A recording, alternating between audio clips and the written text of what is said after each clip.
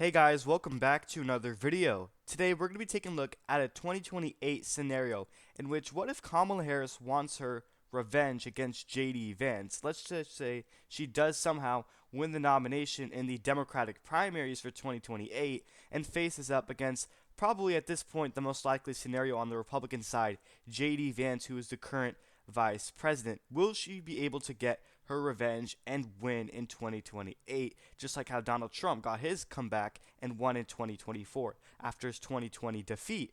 But before we get started with the map, make sure you guys are subscribed, click the bell so you don't miss out on my content, press the like button, share this video if you're interested. Don't forget, we do have memberships. You can find the links to that in the description section. So the first things I do want to say is that there are three Republican states that were considered, I would say contested or a swing state, and were considered likely, but no longer are likely. They are now solid Republican. They are safe, too out of reach, far gone to the right for any Democrat to overcome, no matter if it's the strongest candidate or not. And those are Iowa, Ohio, and Florida. I now consider them over 10 percentage points, double digits for any Republican candidate because it has gone too far to the right for any Democrat to overcome. I think those states are now in the solid column, especially Ohio, because J.D. Vance is obviously from there. That's his own home state, so he's automatically going to win it by a solid, comfortable margin. And as we saw in the 2024 election, Kamala Harris could not make it close at all. Same thing goes for Florida, especially Florida as well. That state has gone really far to the right. Trump managed to win it by, I believe, around 14 percentage points. They actually voted further to the right than Texas did. And as far as Texas goes, Trump won it by, I believe, 13 points. But I don't think that's quite solid red just yet. I think it would be safer to say Texas is likely. So in 2028 against Kamala Harris, I do believe J.D. Vance is going to win Texas by probably around 9.5. I would say 9 to 10 percentage points. I guess you can consider that likely margin, not quite safe. I do think because the border issue won't be that much of an issue, I don't think it will be number one as it was in 2024 because it would be, I would say, Trump would make it more calm. And let's just say if Trump does, his approval rating doesn't remain as high as it is right now, and more voters disapprove on him throughout the 4 years, or if, let's just say he doesn't keep his promises, which right now in terms of the border, I would say he's actually underperforming. I mean, in terms of how many people have been how many people ICE have gotten, I mean, the numbers are a little bit underwhelming so far. I mean, we're only 6 days into this thing, but on average, per day, ICE has only gotten like what 300 people or like 400 people. But I do expect them to step up their game. So, and then Iowa, obviously, that state is just too far gone right for Democrats to overcome.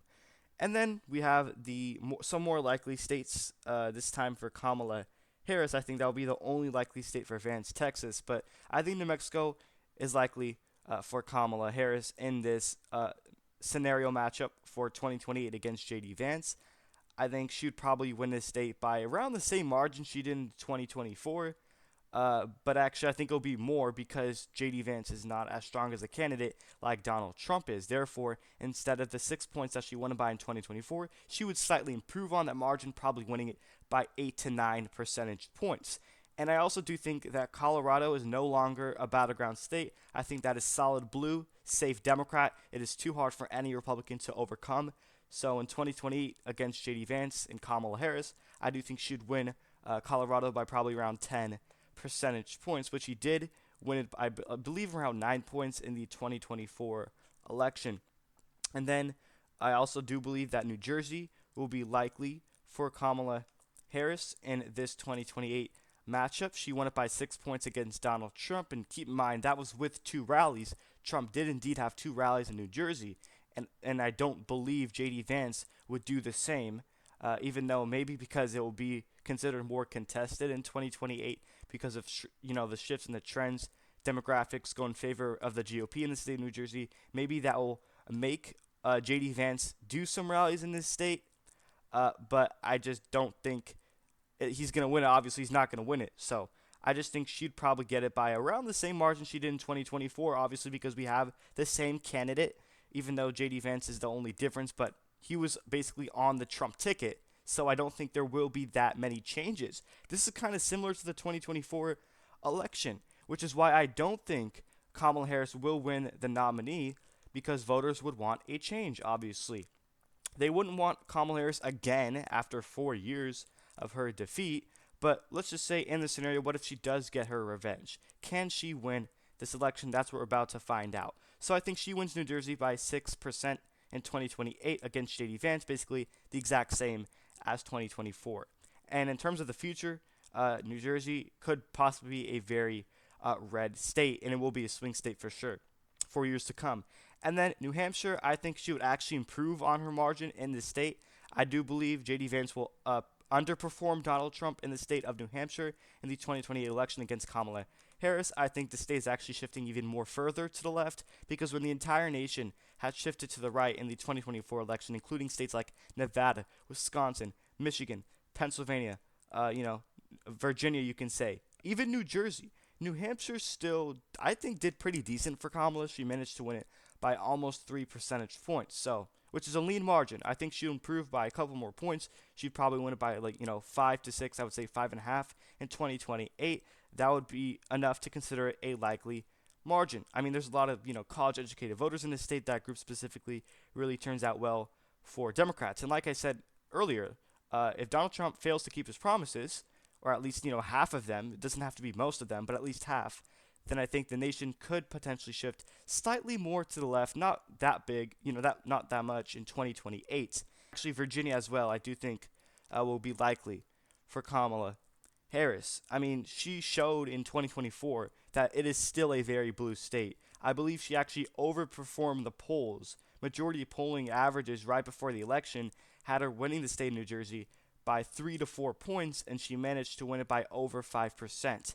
So I think Virginia, I said New Jersey, I mean Virginia, will be likely for Democrats in 2028. I also believe the state is going further to the left because 2024, the results really showed that.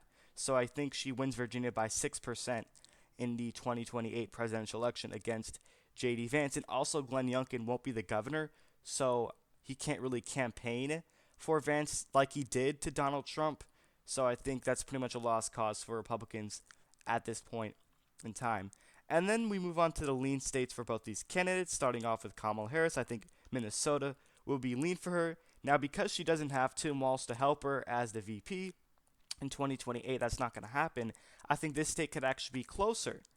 But because, obviously, taking a look at, historically, the nation has shifted back and forth between a Republican and Democratic president. For example, in 2012, obviously Obama, Democratic president. In 2016, Republican president Donald Trump. In 2020, Joe Biden, and Democrat. In 2024, Donald Trump. It keeps flip-flopping between Republican and Democrat every other election cycle. So because in 2028 they're just getting rid of a Republican president, Donald Trump, I think the nation could potentially go back to another Democratic president, which kind of boosts Kamala Harris' chances. But because she isn't the best candidate, I think JD Vance does have a realistic shot at winning in 2028 if he does end up being the nominee, because he's an upcoming star, rising star among the Republican Party. So I think Minnesota, regardless, will still go to Kamala by probably around 4 percentage points. That's considered a lean margin in this scenario. And as far as the lean states go for JD Vance, I think he'll win Nevada by probably around 2 percentage points, 1 point under Donald Trump's margin, just because of the trends. And then Arizona, I also believe JD Vance would win that state by 3 percentage points, 2 points actually less than Donald Trump's margin in 2024, mainly because the border issue won't be that much of an issue, because Donald Trump would cool things down a little bit, which would help Democrats. It will go to their benefit. And North Carolina, I can see lean for JD Vance by probably, I would say, 1.5 percentage points in the 2028 election. And then as far as the tilt states go for both of these candidates, I do believe that Kamala Harris has a really decent shot at flipping the state of Wisconsin in 2028 if she does end up winning the nomination to get her revenge against JD Vance, because it was the closest Rust Belt state of the three in 2024, which was surprising to a lot of people, including me. I mean, it voted to the right, actually, of those three states in 2020, 2016, and most of the Obama era as well. But all of a sudden in 2024, Wisconsin unexpectedly voted to the left of both Michigan and Pennsylvania. So that really goes to show you that Wisconsin, is shifting towards the left. And in 2028, I do believe this state will vote blue. Uh, Pretty much no matter who the Democratic candidate is, just because Donald Trump had an amazing year in 2024, and it still only went to him by under percentage point, 0.9%, when you had Michigan and Pennsylvania go to Donald Trump by over 1.5%. But then Wisconsin is that one Rust Belt state that he failed to get it over a percentage point. I really do believe this state is shifting towards the left. And because it was that close, and JD Vance won't be as strong as a candidate as Donald Trump was, even though he is a very strong Rust Belt candidate because he's from Ohio, obviously, I still believe that Kamala can win Wisconsin by probably under percentage point in 2028. It's going to be very close.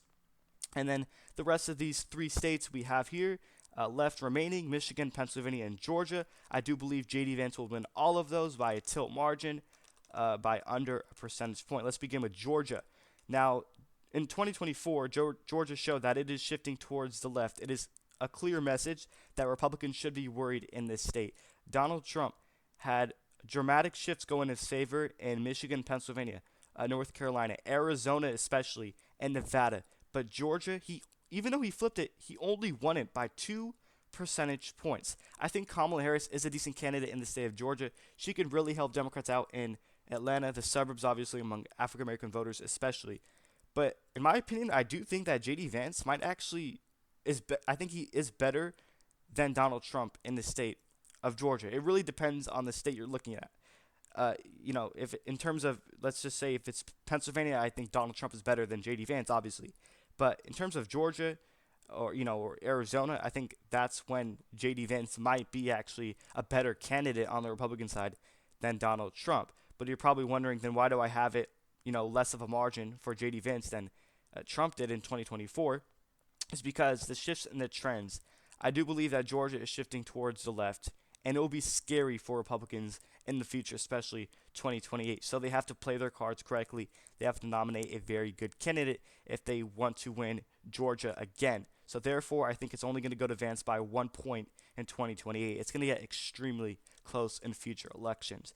And then Michigan, because of the 2024 election results, I can say that Kamala Harris, if she does end up being the nominee in 2028, I don't think she's going to win Michigan.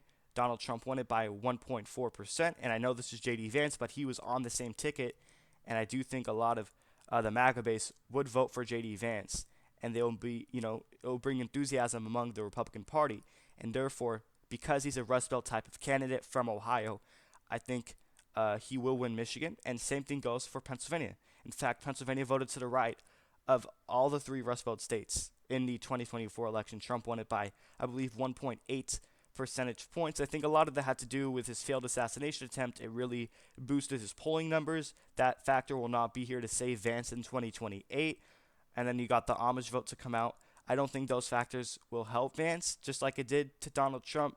Therefore, it will be closer and help Kamala Harris, but still not going to be enough for her to win. I think the 2024 election showed that, and basically we have very similar candidates, so I don't think the election will change at all. So the only flip for Democrats in 2028, if they nominate Kamala Harris against JD Vance, is Wisconsin. The main reason why is because it was the closest Rust Belt state of the three in 2024, so that's the only change. She will get its 10 electoral votes. So going from 225 to 236, JD Vance will get 302 electoral votes from Donald Trump's 312. I wouldn't say this is an unrealistic matchup. I definitely think JD Vance has a very good shot at winning the nomination. I'm not so much sure about Kamala Harris, but if she does want to get her revenge and if she does win the nomination, she is not going to win in 2028. I think the Democrats should move on from her if they want to be smart. So this is the map in this scenario. Let me know what states you agree with or disagree with in the comment section down below.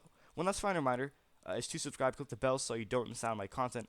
Press the like button, share this video. Don't forget, we have memberships. If you're interested, you can find links to that in the description section. That's pretty much it. Thank you everyone for watching.